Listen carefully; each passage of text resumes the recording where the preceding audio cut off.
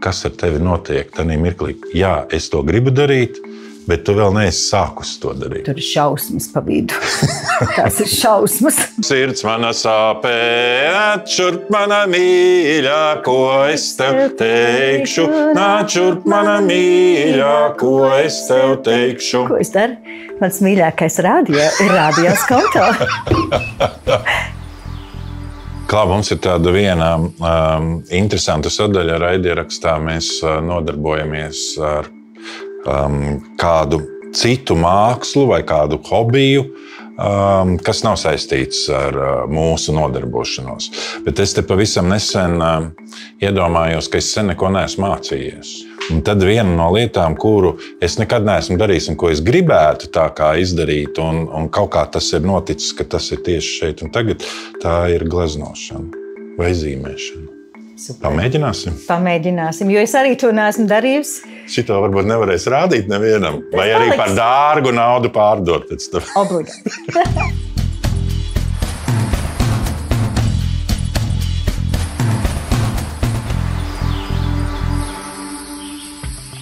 Jānim un Laurai jāuzglezno vārds sēšana, bet, lai iepazītu māksliniekus tuvāk, uzdosim viņiem pāris ātros jautājumus. Vadīt kolektīvu vai pašam piedalīties? Vadīt. Vadīt kolektīvu. Kāds ir salīgākais citāts, ko esat veltījuši savam kolektīvam? Ko? Jums nevar teikt, bet bija labi. Man liekas, man tur birst diezgan iespaidīgi ārā. Bet pats sulīgākais. Es nezinu. Sajies!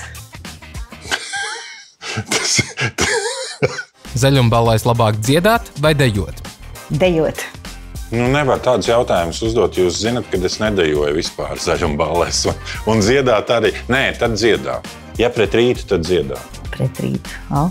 Kā labāk strādāt? Vienatnē vai komandā? Komandā. Komandā. Kaut gan brīžiem liekas, ka es pats vienīgais zinu, kā var labāk izdarīt.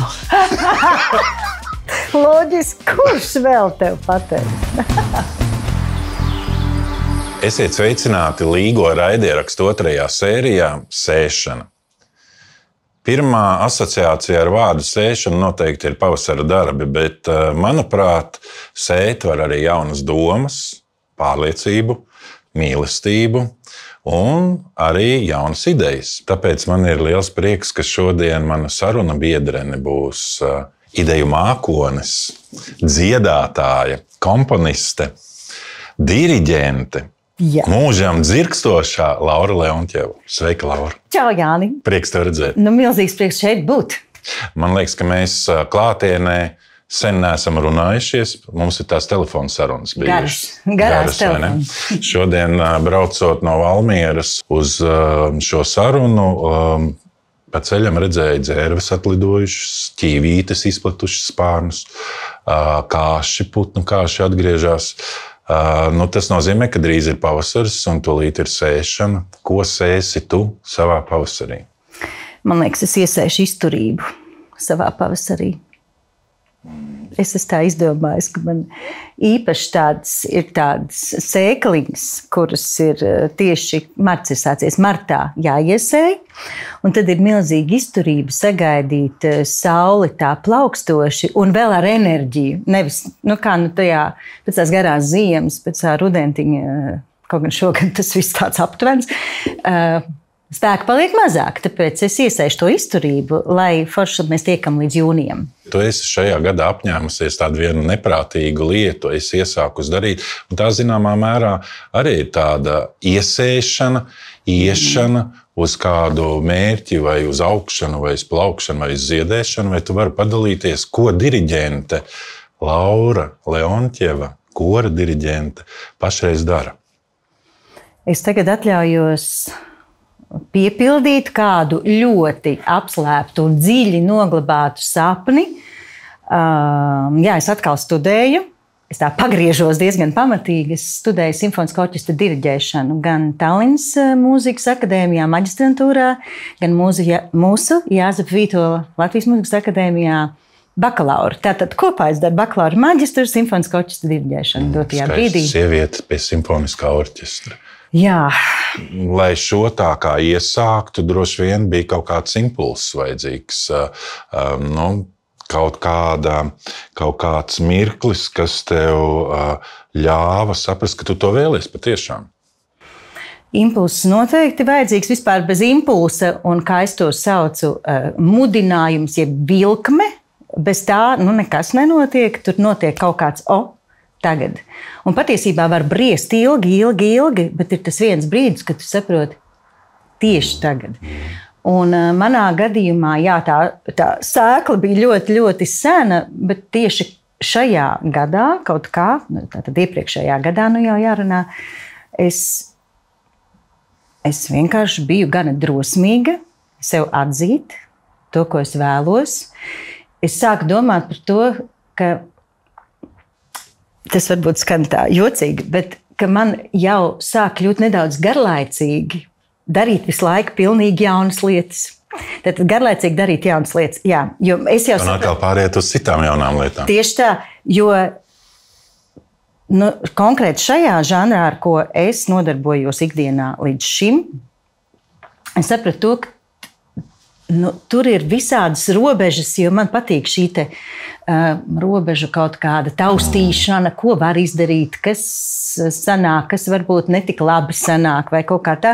Es sapratu to, ka es esmu tās robežas diezgan iztaustījusi un ka ir jādodās vienkārši tālāk. Un gribās dziļi, gribās pamatīgi, gribās ar apzinātību pirmām kārtām, tāpēc, ka es pati esmu to izvēlējusies šeit un tagad studēt, iet cauri pilnīgi it kā šķietam visai mūzikas vēsturei, kam mēs vairāk kārtīgi jau mācoties mūziku ejam cauri, bet tas, kas ir izmainījies kopš es absolvēju iepriekšējo reizi un tagad gan informācijas daudzums, kas ir pieejams, nemaz nerunāt par video, par vispār tā informācija, kas tagad ir pieejama, ir tik daudz, ka ir ļoti interesanti mācīties. Klau, bet ir mirklis, kad tu esi nobriedusi, tev ir skaidrs, tev ir ideja.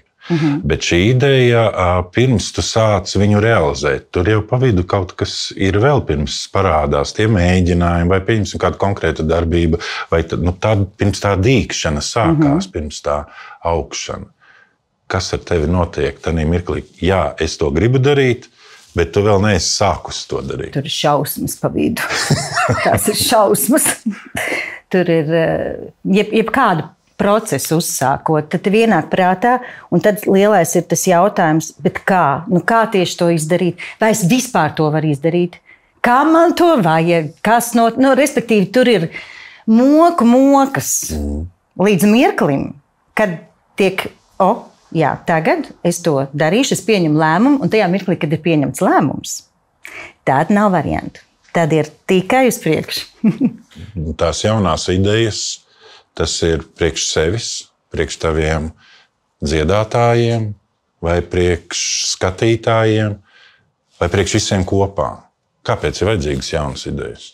Un tas ir jautājums, varbūt, kāpēc eksperiments vai tradīcija, vai līdzsvarā, vai kādam tu dod priekšroku vairāk? Tas noteikti nav nekas, kas ir iestudēts vai izdomāts. Tagad kaut ko tas vienkārši nāk. Bet bieži vien tie ir kaut kādi impulsi. Satikti cilvēki, sarunas. Nezinu, citkārt tā ir kāda dziesma, citkārt tas ir vienkārši esot dabā, kad nāk viss skaistākās domas vai vīzijas. Un pats svarīgākais laikam, kāpēc. Un tad ir vai priekš manis tas ir būtiski, vai man ir ko teikt. Ja man nav ko teikt, lūdzu, tikai netais muti vaļā. Vai ne? Gaidi, kad būs. Diemžēl bieži vien tā ir, kad runā un nav ko īsti pateikt. Bet, Klau, es nedaudz padomāju par vārdu dziedāt un palocīju viņu dažādos variantos. Un atkal vienu tādu cimperlīgu jautājumu gribu tev uzdot. Kas tev pašai ir tuvāk? Pašai dziedāt vai citus dziedināt? No vārda dziedāt. Tieši tā. Tas ir ļoti mainīgi, es gribētu teikt. Man bija periods dzīvē, kurā vajadzēja daudz un dikti dziedāt. Kurā tā bija vajadzība, man gribējās to. Dotajā brīdī man patīk ar mūziku dziedēt, bet varbūt vairāk izmantojot citas balsis. Pat neizmantojot, bet es gribētu teikt, uzdziedinot vai uzdziedinot citas balsis. Bet tas arī ir ļoti mainīgi. Es zinu to, ka tad, kad es pārāk ilgi nedziedu, tas īsti nemaz nav tik labi. Tas kaut kur kaut kādi kanāli ir iestrēguši, kaut vai pati mājās vai dungošana. Tā ir tāda izpausme, kura diezgan par labsajūtu liecina man. Jā. Tā kā tad, kad es to nedaru, tad padomāju, vai... Dziedāšana var tapt dziedināts? Es domāju, ka ļoti tieši caur dziedāšanu, man liekas, visvairāk tiek dziedināta dvēsele. Un ja kaut kādas vibrācijas tur notiek iekšā īsti pilnīgi nevar. Jā, kas ir līdzīgi arī ar dejošanu. Manuprāt, ir kaut kāda tāda mirkļa, ka tu atrodies kopā ar dejotājiem, īpaši, ja to vēl kopā dara. Viens droši vien tas ir tāda meditācija ar sevi, bet ja tu dari to kopā un sajūti to spēku, to jaudu, tāpat kā kustībā, tas ir kaut kas tāds droši vien enerģijas pieplūdums neprātīgs. Tieši tā, un tā atslēga ir kopā. Un man ļoti patīk kopā. Man tiešām ļoti patīk radīt kopā, un tas tā kā jūs to tagad darat, kā jūs šo veidojat, tas arī top kopā, un līdz ar to tas ir daudz īpašāk. Ir ideja, un tu esi gatava to realizēt. Tu sāc darboties, vienalga, vai tas ir korī, pārsvarā droši vien korī, un pēkšņi ir kaut kādas lietas, blakus lietas, kas to tavu ideju mēģina novirzīt no tā punkta, uz kuru tu tā kā mēģinājis iet. Tu ļaujies? Man ar šo ir ļoti grūti. Tāpēc, ka tā mēdz notikt, bet tas, ko es esmu sajutusi, un es nelepojos īsti ar to, ka tas tā ir, bet man jābūt godīgai. Kāpēc tad mēs runājam, vai ne? Ka tajā mirklī, kad kaut kas iziet, ko es tā kā nesajūtu, tur kaut kas pārtrūkst, un es nevaru izstāstīt.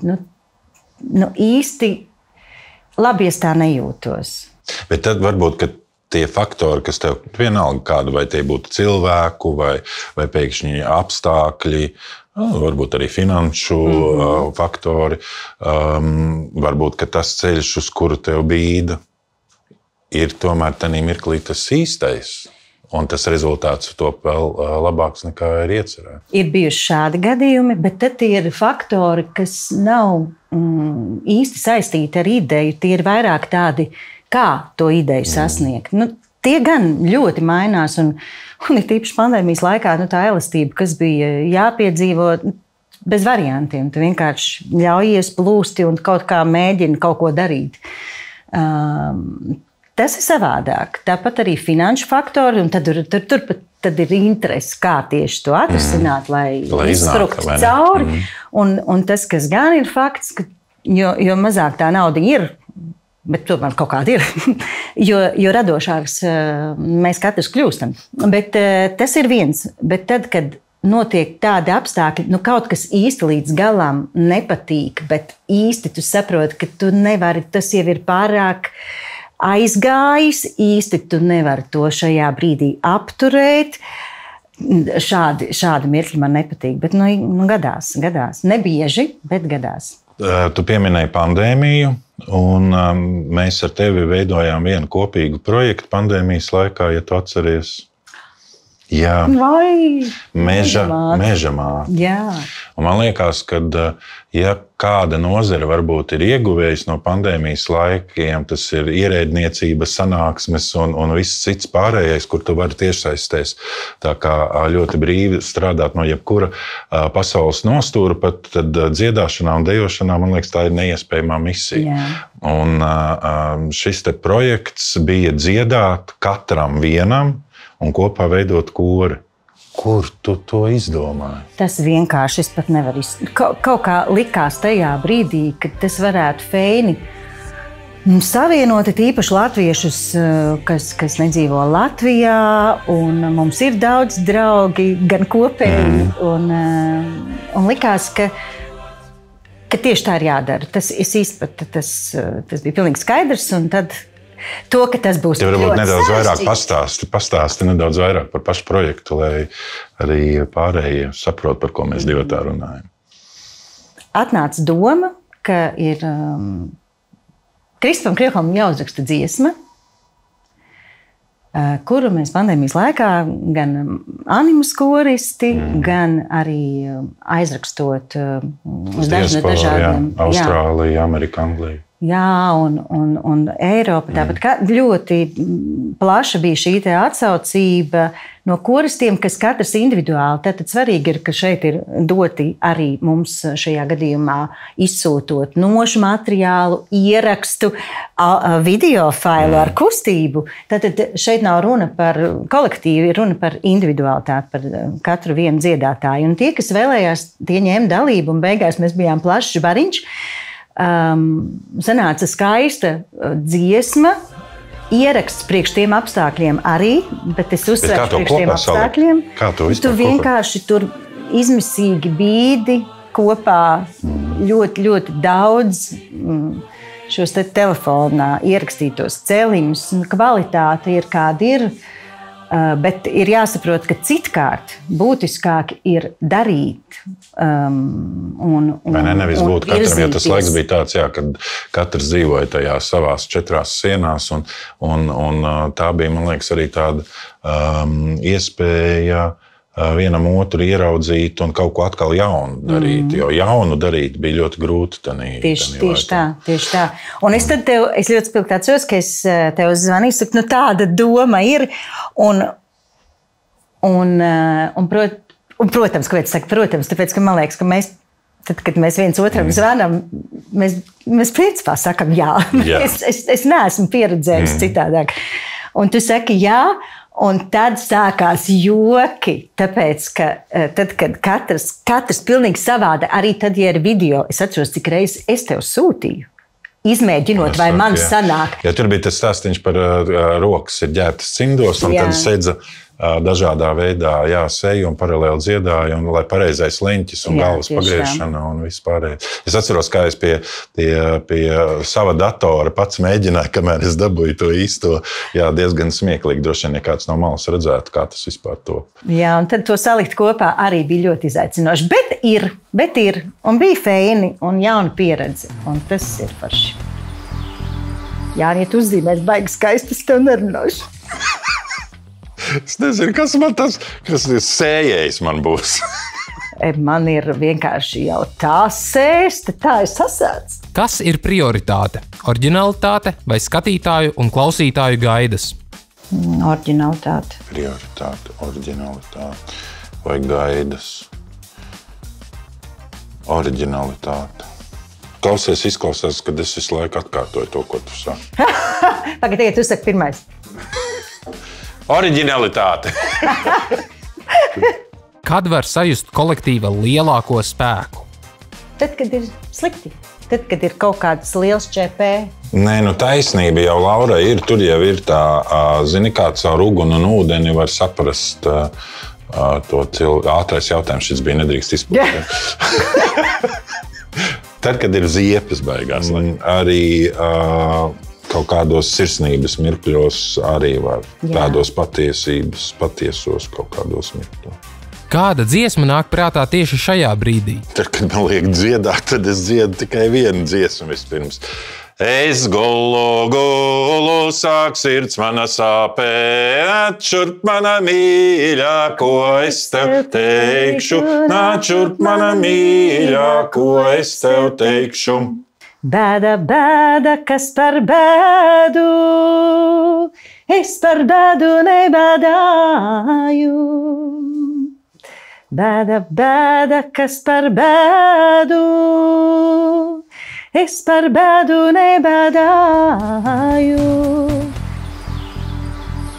Klauna, mums ir arī daži projekti, ko mēs esam kopā darījuši. Un, šajā sarunu ciklā mēs arī aicinām cilvēkus, ar kuriem mēs radoši esam krustojušies, vai ar Deja ansamblu Līgo, vai konkrēti ar mani.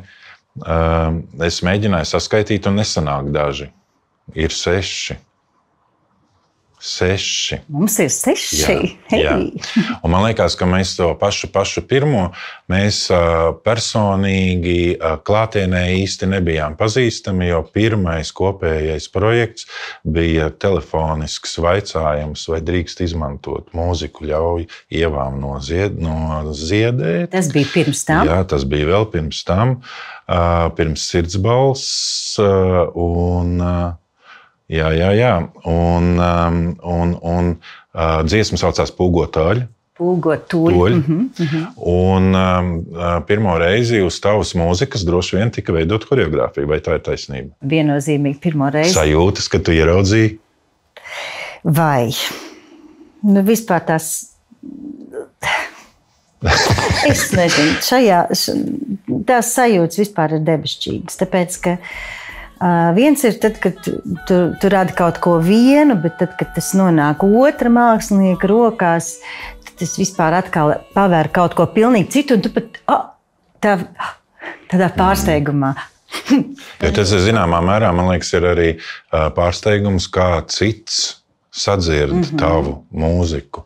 Jo, principā, jau šī dziesma radīta kā dziesma, nevis kā deja. Jā. Ir izdejojama, ir dejojama mūzika tava? Man šķiet, ka jā. Man šķiet, ka jā. Es tagad to sāku saprast, kad ir. Es tev varu pačikstēt, ka līgo dejotājiem ļoti lielai daļai tā ir mīļākā deja. Vai, cik jauki. Un mēs arī savā jubilejas ciklā to dejosim.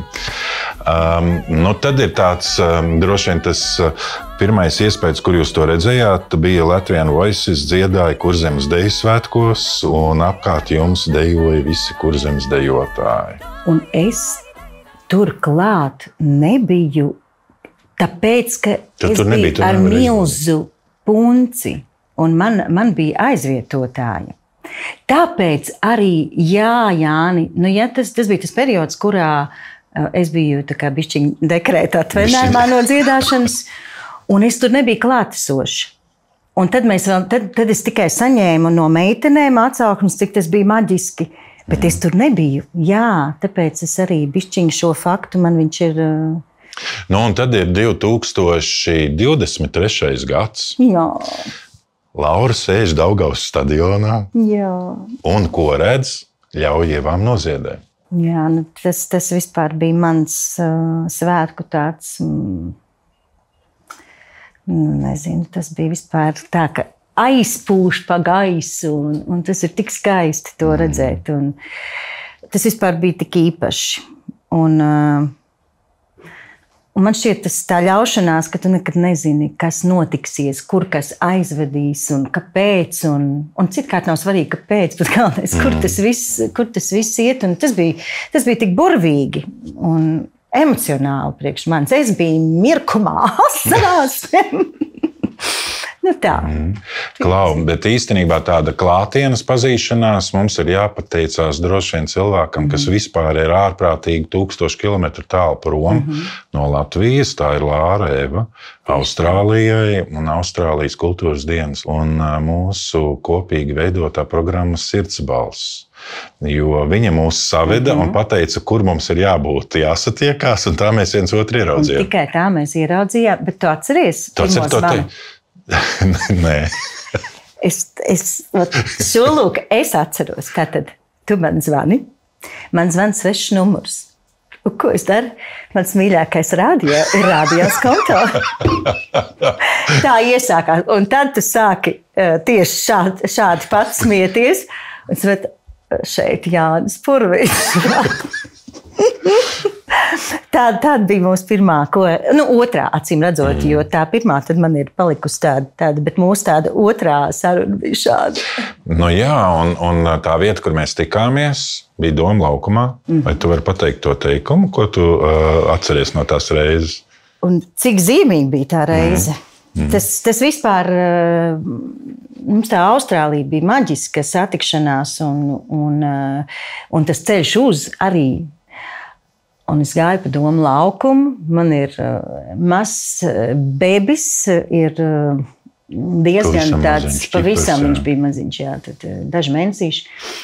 Un ir ir kaut kāds pilnīgi jocīgs noskaņojums, es eju uz tikšanos ar tevi, es tevi nepazīstu. Un es paskatos, Doma laukumā, un uz sienas ir tātad šī frāze, kuras vienmēr nedaudz sajauc, kas vispār ir kļūst par manu tādu vadmotīvu. Tas, kurš saka, ka tas nav izdarāms, nekad nedrīkstētu pārtraukt kādu, kurš to jau dara. Man šķiet plus mīnus kāds vārds. Un šī frāze man iet cauri. Bet īstenībā tas ir arī uz mūsu kopējo radošo sadarbību ļoti arī attiecināms, varbūt, jo Sirds balss bija tāda programma, kurā koris dejoja un dziedātāji diezgan tādas sarežģītas pat choreogrāfijas veidoja, un dejotāji dziedāja. Arī nevieglas dziesmas. Jā. Un es ļoti atceros mūsu mēģinājumus Zvejniecības kultūras samā no sākuma. Un kā mēs lecām priekšā, jo es beidzot varu dejot oficiāli, jo savādāk man visu laiku tā kustība pašai ir ļoti svarīga un man ļoti patīk un deja vispār. Bet šajā manā profesijā pārāk liela dejošana, nav īsti tā. Nevar šā atļauties. Un beidzot mēs lecām, tur kā dūli priekšā viss cūks driķos un ko tik tur nē. Un uguns rituāls. Un uguns rituāls vispār tapa no jauna, vai ne? To, man šķiet, tu saradīji. Un dziedātāji bija tik nenormāli priecīgi. Tāpēc, ka tā ir jauna, pilnīgi jauna tāda vēsma, tīpaši, ka tu dodies, ka tu kaut ko veido. Jā, un tā Austrālija īstenībā bija 2 mēnešu garumā. Mums tā bija. Mums bija tāda radoša kompānija, Katrīna Dimanta, tu, Čau, Kačiņa. un Marta arī no Latvian Voices toreiz arī dziedāja. Pareizi, Marta arī. Un mēs visi bijām Anna Zieders vasaras vidusskolā. Tev droši vien ir pieredze ar Latvijas jauniešiem strādāt un ar Austrālijas jauniešiem. Ir atšķirība? Noteikti ir. Noteikti, ka ir. Sajūtas. Bet mums tur bija... Latviskums. Jā, šo tu man atgādināji. Tik ļoti latvieta es sen nebiju jutusies, kā tieši Austrālijā šo te 2 mēnešu laikā. Un pats galvenais sastaptie cilvēki un sarunas, un mums bija daudz sarunas, un jaunieši burvīgi, griboši, grib saprast, kas runā, kas nerunā latviešu valodā. To no sākuma arī, kamēr mēs paši saprotam, ka tur ir citi, kas vienkārši nesaprot vēl. Viņi tur ir, viņi ir tajā vidē, bet viņi nesaprot valodu tā. Un kamēr, kā komunicēt, kā viņus atvērt. Un tad ir vēl viens mūsu kopējais projekts, lībiešu dziesmu cikls, līvu dziesmu cikls, un tas, man liekas, bija tāds ļoti izaicinājums liels tavam korim, tieši korim Anima, jo tu biji iecerējusi, ka tā nebūs statiska dziedāšana, kāda mums ir koru tradīcijā, koru dziedāšanas tradīcijā, bet ka tomēr tas būs vairāk ar kustību, un bieži vien tāda stipra liela pārvietošanos un palīgrīkiem un tam līdzīgi. Kāpēc? Man liekas, ka tu man saslimdināji pirmām kārtām ar to kustību. Tas viss bija uz tā viļņa. Tas tāpa uz tā viļņa, saprotot, ka šī miedarbība ir ļoti bagātinoša. Pirmām kārtām man šķiet koristiem apzināties savu ķermeni, spēt sevi nest. Citkārt mēs redzam, visu kaut ko mēs redzam. Tāpat par tērpiem, par tautas tērpa nešanu. Tā priekš mums bija jauna pasaule ko es negluži iemācīju, bet vienkārši parādīju. Nometne īpaši. Nometnes mums bija. Un tad bija tieši tas, kāpēc lībieši, jo bija 100 laiks, un kurā mēs gatavojāmies tātad mūsu valsts 100-gadēji, un sapratu, ka gribās saprast tās saknes, kas ir Saulkrastu apvidū, un tur pēkšņi Vidzemes lībieši, kas priekš manis es nebiju nedzirdējis. Tā, kaut ko starp citu. Un tad bija skaidrs, ka Uģis Prauliņš rakstījis Vēsāli milzīgu ciklu arī, starp citu, pēc Austrālijas mēs sadraudzējāmies. Tieši Austrālijā sarakstīju mūziku, un man dzirdot to mūziku, man bija skaidrs, ka tā vienkārši atnākt nodejot, nodejot, ja? Tā vienkārši atnākt nodziedāt, tas gluži nebūs stāsts. Tā mūzika prasa daudz ko vairāk. Tad bija zvans Jānim Purviņam. Kā parasti pie mūsu zvaniem, jā. Jā. Klau, bet kā tu izvēlies mūziķus vai cilvēkus, ar kuriem tu kopā strādās projektā? Kas tev ir būtisks, kāpēc tu izvēlies tieši tos cilvēkus? Man ir ļoti vienkārši. Pas vai nepas. Pilnīgi. Un to var just diezgan momentā. Tas nav tāds kaut kas tur. Tu jūti, ar ko tev tā kā nevar beigt runāt. Es noteikti nestrādāju ar cilvēkiem, kas zina, kā ir viena patiesība. Tas man nav interesanti. Vai ne tur tas radošums uzreiz viņš tiek nozāģēts? Tad es tur kaut kā aizmuku. Man patīk strādāt ar cilvēkiem, kam deg acis, kam ir azarts, kam ir šī meklējumi. Tie nevienmēr ir vienkārši, ka var izrunāties un paraudāt un izsmieties, kad ir tā dzīvā radīšana. Jā, tas man ļoti patīk. Kas ir visneparastākā vieta, kur koris Anime ir dziedājis? Tur ir vairāks. Jo šķiet tie mola akmeņi, kas bija krastā saviņots, tas bija varan ekstrēmi. Bet tur notika tāda ļaušanās. Ja tur būtu līstas lietus, jūra būtu pēkšņi pienākus tuvākā. Jūra ir ļoti mainīga. Ir tīpaši arī tur tajā mola pusē. Tur viss varēja būt slikti. Bet mēs tik ļoti ticējām, ka bija tā saule un viss bija droši un neviens kaklu nenolauza, kaut gan tur varēja tiešām tā arī būt. Tā bija ļoti ekstrēma vieta, koncerta vieta un vispār daba, tad, kad tu gribi kaut ko atskaņot pilnībā dzīvajā izpildījumā un kaut ko lielformātu, kas nav gluži ļoti izaicinoši ir vienmēr. Bet, ja vēl uz akmeņiem un augstiem, tur nāk klāt bonusiņš. Kokos mums bija arī dziedāšana, kur bija arboristi vienreiz. Tas bija arī kaut kas ļoti, ļoti Cik augsts jūs tikāt no zemes?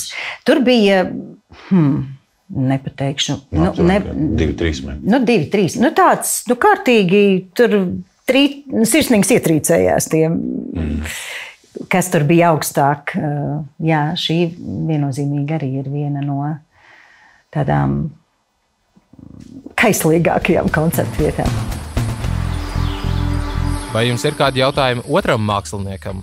Nākamais gala punkts. Pagaid, jūs bijāt tikko Taivānā? Taivānā, jā. Kur tu vedīsi savus jauniešus? Tu zini? Man gribās uz laimīgo zemi. Man gribās kaut kāda tā, kad ir vairāk tādas nevis konkrēta fiziska vieta vai tāda kāda teritorija, uz kurien aizvest, bet kad ir kaut kāda sajūtu štelle. Mēs tā kā sākumā runājām, kad, protams, ka tā pirmā asociācija ir ar sēšanu un pavasara darbiem, bet man vairāk šis ir kā mirklis man ir viens Kazdangā īpašs diškoks, pie kura es eju, lai rastu iedvesmu vai paliktu rāms vai atkal dabūtu jaudu un sevī kaut kādu tādu sētu nākamībai, kaut kādu mieru un pārliecību. Jo parasti pirms lieliem pasākumiem ir kaut kā tā, kad satraukums liels.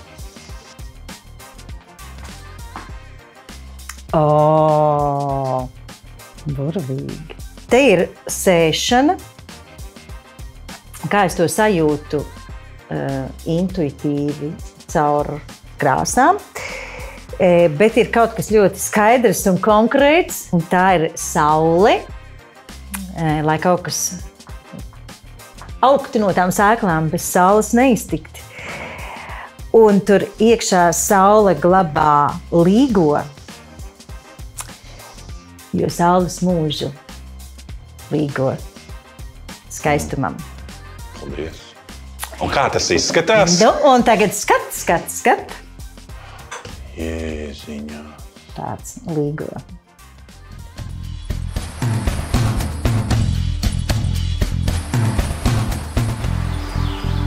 Man ir pašam personīgi viens tāds baigais āķis dejotājiem nedaudz kāpināt vienmēr to meistarību ar kaut ko bišķi sarežģītāku, kaut ko nedaudz savādāku.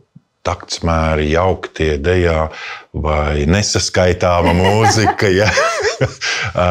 vai piemēram, kaut kas ļoti fiziski, ļoti aktīvs, ilgstoši, pieņemsim 4 minūtes nodejot vienu tādu absolūtu ritmisku soli. Un trenējoties ikdienā un daudz šo te māksliniecisko varēšanu un tehnisko var tā kā paaugstināt, vai tev ir kādi paņēmieni, un vai tu arī par saviem koristiem, tā vienmēr dziedātājiem domā, kaut ko vajag atkal savādāk. Trepīti, tieši tā, citas trepītes, jo tās trepītes vajag nomainīt ik pa laikam, un es tagad mainu vienu trepīti tādu, bišķiņu atpakaļ vairāk pie klasikas, jo ir tie pamati, bez tiem nevar. Arī nekādas jaunās robežas, tur bez pamatiem ir manuprāt, neiespējami. Jo kaut kas tad izļodzās drusciņ pa daudz, un tu saproti, tā, es eju nepareizi, tas vairs nav pareizi. Un tad, paldies Dievam, mums ir milzīga bagāža, kur atkal atgriezties un paņemt kaut ko fundamentālu, klasiku, kas ir jau iegūsnējusies, sarežģītu kaut ko. Jo man ir tā, ka man pašai ļoti interesē ritmiska mūzika. Tāpēc arī tu uzdevi jautājumu par dejošanu. Man ritms ir viena no ļoti būtiskām sastāvdaļām, tāpēc varbūt tās dejas... Un mainīgs, jā. Un lausts. Jā, tas man patīk. Bet tad turpat pretstatā ir kaut kas ļoti bezgalīgs un kantilēns. Un tas ir ļoti vajadzīgs dziedāšanai. Un tagad, kad es mācos šo te jauno visu pasauli, man pavarās bezgalīgs mūzikas lauks, kas ir lielās formas, kur ir orķestris kopā ar kori, kur ir ļoti daudz fantastiskas mūzikas.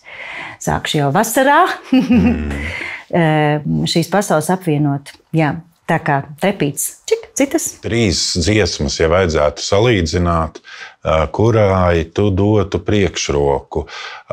Strazda treļļi, vīterošana, cīruļa treļļi vai dzērves sauciens? Par dzērves saucienu runājot, es sapratu, ka es nekad nebūtu domājis, ka dzērves sauciens var būt tik suģistējoši. Es tikko biju Purvā, un mēs staigājam pa Centīreli. Un tā skaņa, un tu kā sabīsties, tur tāds misticisms klāt ir. Kaut kas no viņa pasaules, kaut kas no šīs pasaules. Nedaudz, vai ne? Tāpēc tāds šodien... Smeldzīgs, vai ne? Smeldzīgs, jā, bet tāds kaut kas nezināms, kaut kas nesaprotams. Mīts uzreiz, es teiktu dzērve. Tas ir iedvesmojoši? Ļoti, man patīk. Man patīk, es arī ticu, man patīk nostāsti, man patīk cilvēku stāsti, man patīk neticamie stāsti, jo es tiešām, man liekas, ir šī viena pasaule, un tad ir ļoti, ļoti īpaša, neredzamā pasaule, kas ir enerģijas pirmām kārtām, tas arī par to, ar ko strādāt vai nestrādāt kopā. Jā, tas misticisms vispār man patīk, tāpēc, ka ir kaut kas daudz lielāks par mani. Klau, Laura ļoti apgarota un iedvesmota atnāk uz mēģinājumu vai savā korī vai pie simfoniskā orķestra vai jebkādā projektā, neaizmirstulīties, piemēram, vai Latvian Voices, vai jebkur atnāk. teiksim, kolektīvā X. Viņi tā paskatās uz tevi un saka, nebūs. Ko tu dari? Man tā nav bijis. Ko tu dari, ja cilvēki tev netic tavām idejām? Tā. Arī tā man nav bijis vēl. Tu esi laimīga. Jā, es saprotu, ka man tā nav. Vai tu arī māki izvēlēties cilvēkus? Man drīzāk liekas, ka feini sasumējās tie, kas tic un dara. Bet tur, kur kaut kādas sākās intrigas, es bēgu, es nepanesu, man ir riebjās intrigas, man riebjās kaut kādas runāšanas par un ap. Es to, cik vien man ir spēks un gudrība, tur es laižos lapās. Klau, un ko Laura tagadējā, šodienas Laura, teiktu Laurai, kur ir beigusi vidusskolu? Ārpēc kā man gribētu aizstāvēt, man tiešām gribētos Laurai aizstāvīt milzīgu neticības posmu. Es tiešām, kāpēc ir jāvelta tik daudz laiks, lai vispār saprastu, ka tu esi vērtīgs ar to, kāds tu esi. Un tas ir, es tik ļoti gribētu viņu samīļot, to Lauru, kura bija ļoti tāda salauzta diezgan, kas ir jau no tādas bērnības mūzikas skolas pieredzes patiesībā manā gadījumā un vispār kā mūziku tvert. Jo mani tiešām tā sastiķēja pa plauktiņiem un tādi cilvēki, kas man ir ienākuši un palikuši manā dzīvē, bet, protams, to jau nevar izdarīt īsti citi. Tas ir pašam jāsaprot un grūti to nākas saprast. Tāpēc es gribētu samīļot un pateikt, pat nepateikt, vienkārši kaut es būtu tad jau sapratusi. Klau, ir sēšana un ir ziedēšana. Cik tālu tas ir?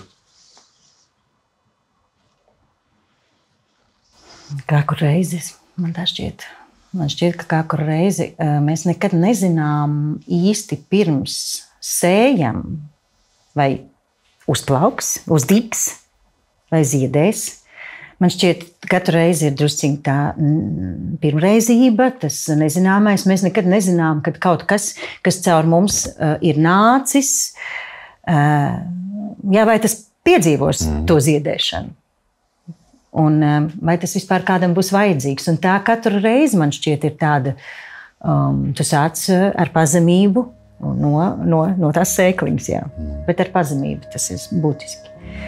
Tādām, tur ir jābūt, ar to augsnīti ir jābūt mīļam.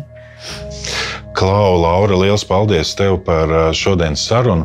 Un Tautas ansamblis Līgo ir visiem saviem viesiem sagatavojis tādu īpašu un simbolisku dāvanu. Tās ir Latvijas pļavas ziedu sēklas, kuras tu pati varēsi iesēt, kur vien vēlies, un lai tu vari izaudzēt savu sapņu pļavu, lai top un lai zaļo. Paldies! Paldies! Paldies! Līgo sveiciens! Cik jauki! Mūsu jubilejas otrais ieskaņu koncerts Sēšana Līgo, Sēlijā un Zemgalē notiks 22. martā 18:00 Viesītes kultūras centrā Sēlija. Liels paldies Līgo raidieraksta atbalstītājiem mākslas studijai Izo Art un mēbeļu salonam Kate.